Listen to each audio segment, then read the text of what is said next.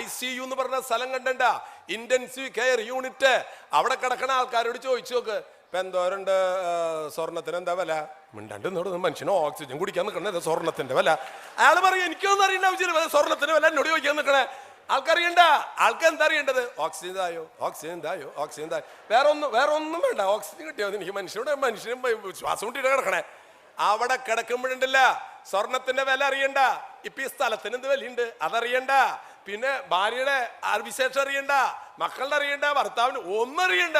അവിടെ കിടക്കുമ്പോ ഈ ICU എന്ന് പറഞ്ഞ ഇന്റൻസീവ് കെയർ യൂണിറ്റിന്റെ അർത്ഥം ഇപ്പൊ അടുത്ത കാലത്ത് എനിക്ക് മനസ്സിലായത്.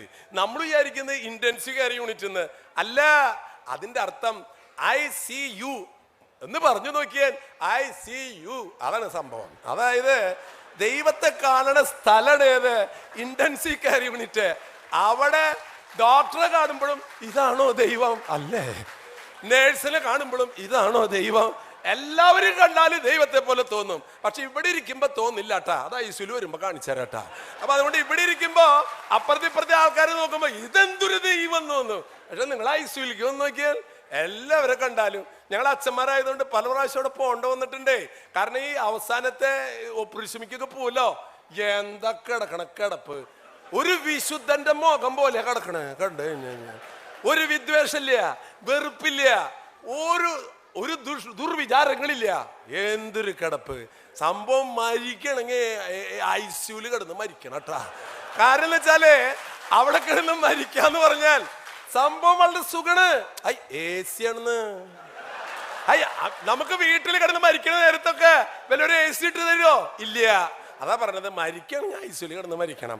പിന്നെ അവിടെ കിടക്കാന്ന് പറഞ്ഞു കഴിഞ്ഞാൽ നമുക്ക് ശരിക്കും ഒരുങ്ങി മരിക്കാം. കാരണം ചിലപ്പോ നമുക്കൊന്ന് കുമ്പസാരിക്കണം പറഞ്ഞു കഴിഞ്ഞാൽ പള്ളിയിൽ പോയിട്ട് അച്ഛൻ്റെ അടുത്ത് പോയി കുമ്പസാരിക്കണം. ഇവിടെ അത് വേണ്ട. പിന്നെ അച്ഛൻ ഇങ്ങോട്ട് വരും. എവിടേക്ക്? ഇങ്ങോട്ട് വരും. സൗകര്യല്ലേ? നമ്മൾ അങ്ങോട്ട് പോകേണ്ട ആവശ്യമുണ്ടോ? ഇല്ല. പിന്നെ അവിടെ കിടക്കണ സമയത്തുണ്ടല്ലോ, നിങ്ങൾക്ക് സമാധാനമുള്ള സ്ഥലം ഞാൻ ഒരെണ്ണം കണ്ടിട്ടുള്ളത് ICU ആണ്. അവിടെ സമാധാനം കവിഞ്ഞൊഴുകയാണ്. നമ്മൾ കിടക്കണ സമയത്ത് നേഴ്സുമാർ വന്നിട്ട് ചോദിക്കും, പൊന്തിച്ചു വെക്കണ കുറച്ച് ഇത് മതിയാ, കുറച്ച് താത്ത്, എന്തര താത്താം എന്തര പോത്താം ഒക്കെ അവര് തയ്യാറാ. നമ്മുടെ വീട്ടിലൊക്കെ കിടന്ന് മരിക്കുന്ന സമയത്ത് ഈ മോളെ ഒരു തലോണ ഈ പള്ളയിൽ വെച്ചൻ, ഈ തള്ളക്ക് ഇപ്പൊ തലയിൽ പള്ള മിണ്ടാട് കിടന്ന് മരിയൊക്കെ അവിടെ കിടക്ക്. അതാ പറഞ്ഞത്, വീട്ടില് മാക്സിമം ICUലേക്ക് കൊണ്ടുപോ എന്ന് പറഞ്ഞാൽ അങ്ങോട്ട് കൊണ്ടുപോയി. അവിടെ ചെന്നാൽ സുഖമാണ് കേട്ടാ. അവിടെ ചെന്ന് നിങ്ങൾ ചോദിച്ചാൽ നിങ്ങൾ ചോദിക്കണത് കിട്ടും. ആണ്. ഇപ്പൊ നിങ്ങൾ ചോദിക്കാണ്, എന്താ വേണ്ട ചേട്ടന്? ഒരു കരിക്ക്. അപ്പോഴേക്കും ആ ഗേറ്റ് ഇതുണ്ടല്ല, ICUവിന്റെ വാതില് തുറന്നിട്ട് ചോദിക്കും, ആ രാഘവന്റെ ആൾക്കാര്? ഞങ്ങളാണ്. 2 കരിക്ക്. എന്നിട്ട് 2 കരിക്ക്, ഒരെണ്ണാൾക്കും ഒരെണ്ണം എനിക്കും. അപ്പൊ ഒരെണ്ണം ചോദിച്ചാൽ 2 കിട്ടുന്നത്. നമുക്ക് വീട്ടിലിരുന്ന് മരിക്കുന്നത് കരിക്ക. ആരാണ്? അതാ പറഞ്ഞത്. ഞാൻ തമാശയായിട്ട് പറയുകയാണെങ്കിൽ പ്രിയമുള്ളവരെ, എന്തിനു തമാശയായിട്ട് പറഞ്ഞെന്നറിയോ? ഏതെങ്കിലും കാലത്ത് നിങ്ങൾ അവിടെ കിടക്കണത് വരുമ്പോ ഈ തമാശ ഓർത്തോട്ട് സമാധാനമായിട്ട് അവിടെ കിടന്ന് മരിക്കാൻ വേണ്ടിയിട്ടാണ്. അല്ല, നമുക്ക് അറിയില്ല ഇപ്പൊ എങ്ങനെ ഇപ്പൊ നമ്മളവിടെ എത്തുമെന്ന് അറിയില്ല. അവിടെ കിടക്കുമ്പോൾ നിങ്ങൾക്കൊരു ടെൻഷൻ ഇല്ലാണ്ടിരിക്കാൻ വേണ്ടിയിട്ട് ഇപ്പൊ തന്നെ അതിന്റെ ഒരു എക്സ്പീരിയൻസ് എന്നതാണ്. ഞാൻ അവിടെ ചെല്ലണ സമയത്ത് ദൈവമേ ഇല്ല വിഷമിക്കണ്ട. അവിടെ ചെല്ലുമ്പോ നമുക്ക് നമ്മുടെ ജീവിതത്തെ കുറിച്ച് ഓർക്കാൻ മാത്രം നേരം ഉണ്ടാവുള്ളൂ.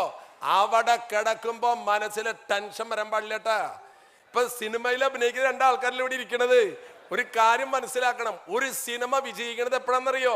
തുടക്കത്തിൽ കുറെ സ്റ്റണ്ടും പാട്ടും ഉണ്ടാകുമ്പോ ആൾക്കാർ കൈയടിക്കും.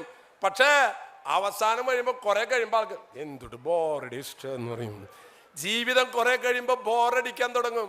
അവസാനം മക്കളെ വളർത്തി അവരെ 1 കോടി രൂപയുടെ ചെലവഴിച്ച് അവരെ പഠിപ്പിച്ച് എല്ലാം കഴിച്ചിട്ടുണ്ടല്ല. സിനിമയുടെ അവസാനത്തില് ഇറങ്ങി പോണ നേരത്ത് എങ്ങനെയുണ്ടായിരുന്നു സിനിമ?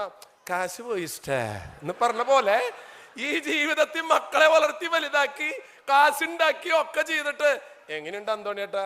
കാശ് പോയി അച്ചോ എന്ന് പറയേണ്ട അവസ്ഥ വരരുതിട്ടാ. ക്ലൈമാക്സ് നന്നാവണമെന്ന്.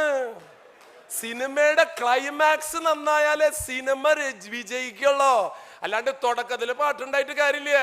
നമ്മളൊരു 18 വയസ്സിലും 19 വയസ്സിലും കുറെ പാട്ടൊക്കെ പാടും. പക്ഷേ ക്ലൈമാക്സ്, അതാണ് ഈ ICU എന്ന് പറഞ്ഞത്. എന്റെ വാക്കുകൾ